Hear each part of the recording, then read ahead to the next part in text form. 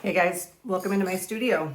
I had actually already shot the video for this particular kiln unloading, but I did it at night when I got home from work and it rambled. So I decided to start again. I had a couple pieces out of this kiln load that had a couple issues. So I thought instead of doing a kiln unloading, let's do an issue correction.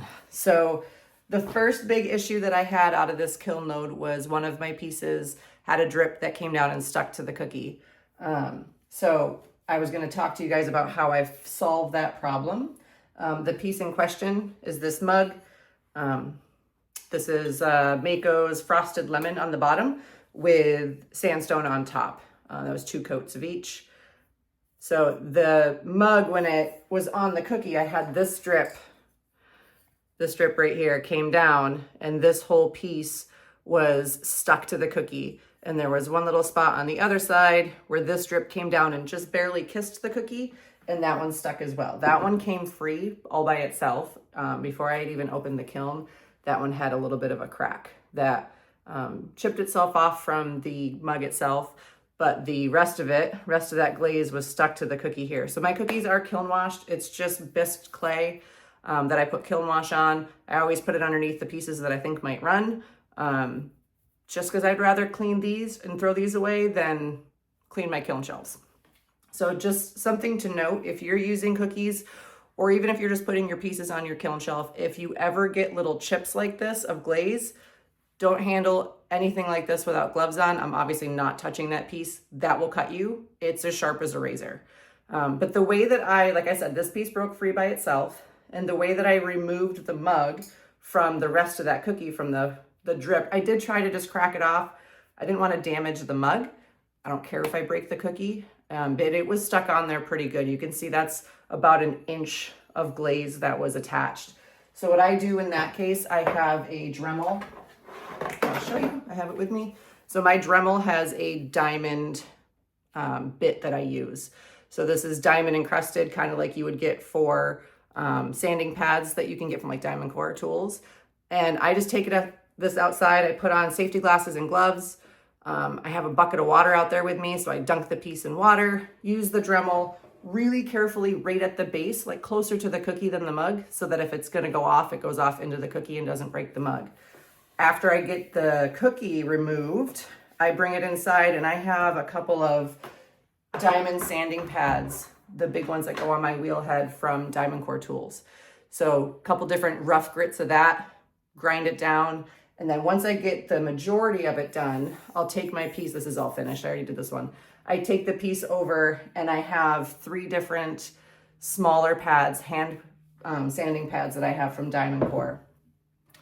They're all different types, which I find comes in really handy to have a selection. So I have one that it's very flexible. You can get into all the nooks and crannies. This one's 200 grit. I have another one that is a very firm pad. It's still a little squishy. This is a 240 grit. I love using this on the bottom of big pieces. I have a platter I'll show you. I started with this one, and then I actually switched, even though this is a higher grit than this one. This one allows you to get a little bit more in depth in there. And then I always finish all my pieces with this smaller one. This is a 400 grit, very bendy, very flexible, so you can really get around pieces. But this grit at the end will leave everything super smooth on the bottom so that you don't scratch your table. So like I said, I had a big platter that I already sanded as well. This is my seashell. So I took a placemat that I got Michael's, I think, rolled it into a slab of clay, cut around the outside while the placemat was still on with just my needle tool, peeled it off, put this over a GR Pottery Form just to get a little bit of the plate in there. And then I actually propped up the edges while it was drying on toilet paper rolls, because you can squish them down to the right height, fit perfectly. This was, the glazing on this was Honey Flex ×3. I didn't have very much Honey Flex left, so I thinned it down quite a bit with some distilled water because it had sat for a while, so it was a little dry. Brushed on 3 coats, and it's still, the back is just the Honey Flex, and it still came out beautiful. But I already sanded this, and it's super smooth now. So I didn't put a foot on this one. It's just flat on the bottom. So it's Honey Flex ×3 with textured turquoise ×2 over the top. So it allowed that texture to show through beautifully. I thought that one came out really nice. There wasn't a ton of pieces in this load. This was a last minute. I'm actually leaving today to go to Maine with my sisters, and I decided, because I thought I was gonna have time, to try to make some pieces to bring with me so that we can, you know, have a little thing, something to take home after the weekend to remind us of what we were doing up there. So I made a mug and a cup for everybody. They'll get, gonna get to pick which one they want. So I figured I would show you guys how I clean up the bottoms. I did have some issues. I was a little lazy, and the cookies that I used were old, and I think they had a little bit of like microscopic glaze spits on there. So I had some plucking. Normally my pieces don't pluck if they're on kiln washed cookies, but I had quite a few of my mugs that I had on the cookies pluck because, yeah, I should have thrown those cookies away. They are thrown away now. I will not be using them again. But just so you can see, so this is one I haven't cleaned yet. These little divots here, little pieces of the clay body stuck to the cookie. I have found with my pieces that happens way more often if I'm using old cookies. I think little itty bitty bits of glaze that you really can't see, but it comes from spitting off the pieces during firing, will end up sticking, and then when you take the cookie off, you leave those little divots. So I'll show you how I fix these. This cup is more Amaco glazes. This is Cobalt ×3 with seaweed on top, and I think on this case I did 3 coats of seaweed. It moves, but not awful. When I apply the seaweed, I apply it in the wave pattern, but it does move probably about that much down the mug. The inside of this one is snow ×3 with seaweed on over the lip a little bit.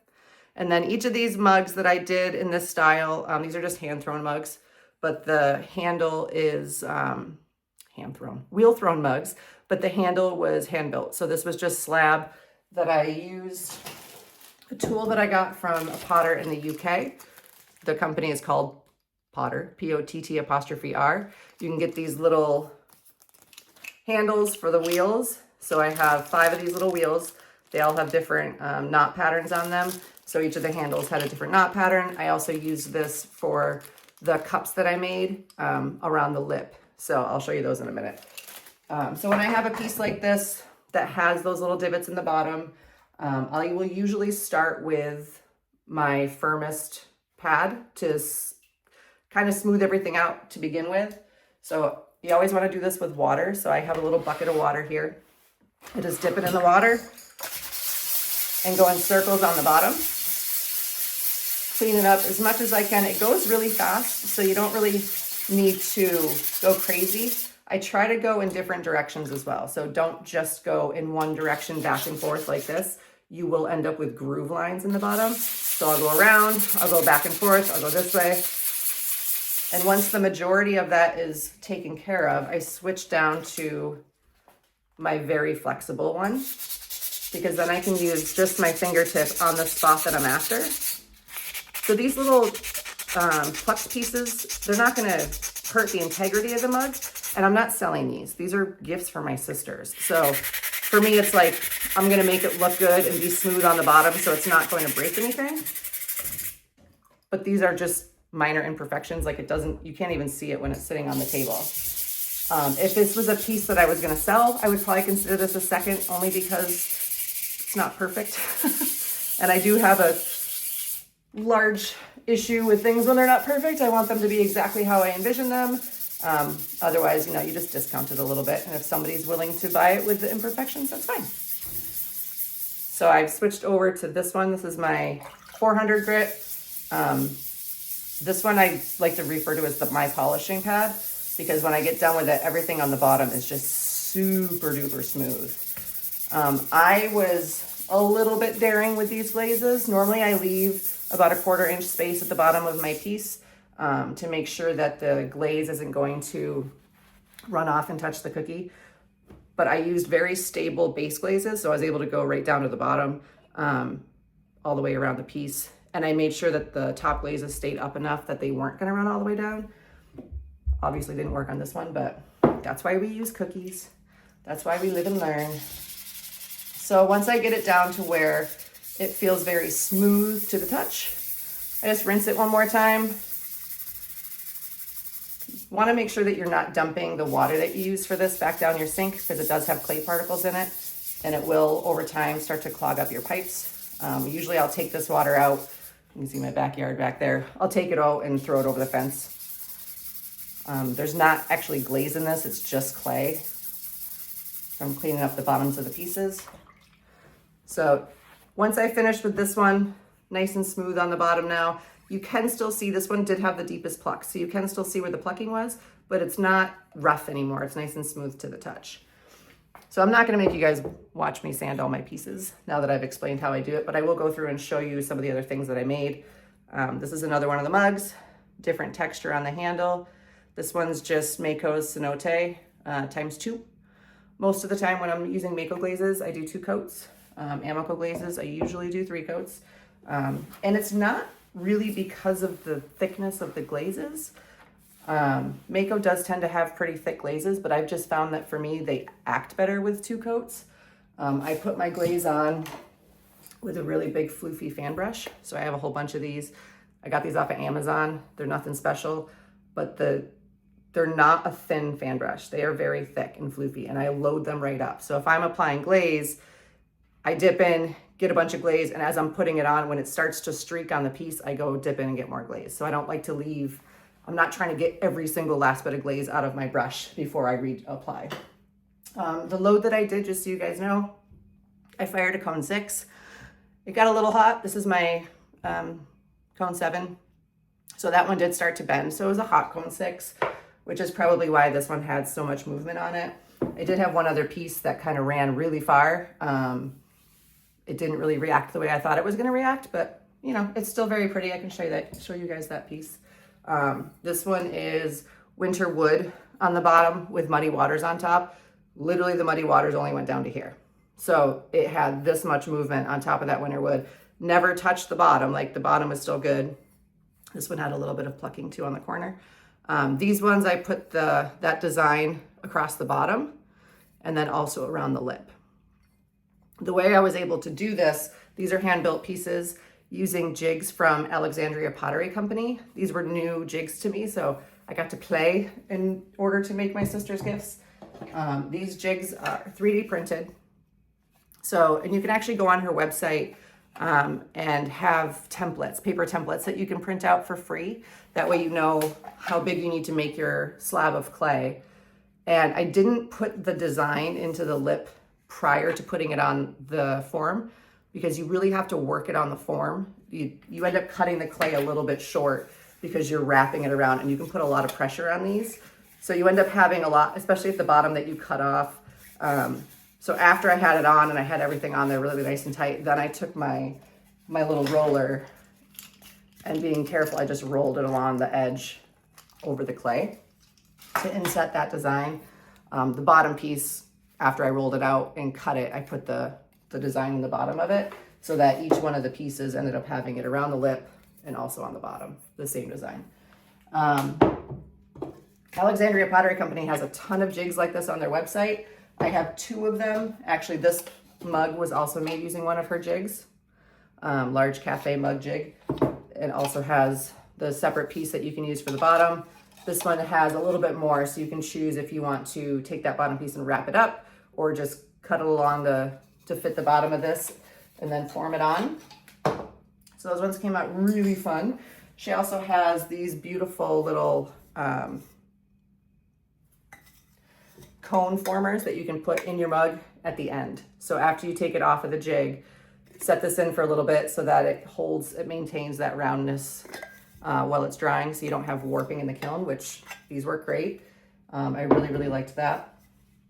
So let me show you a couple more pieces before we close it out. But this one is another one of the mugs I threw on the wheel. This is Midnight Rain on the bottom. I have my little cheat sheet down here. And then Night Moth on the top.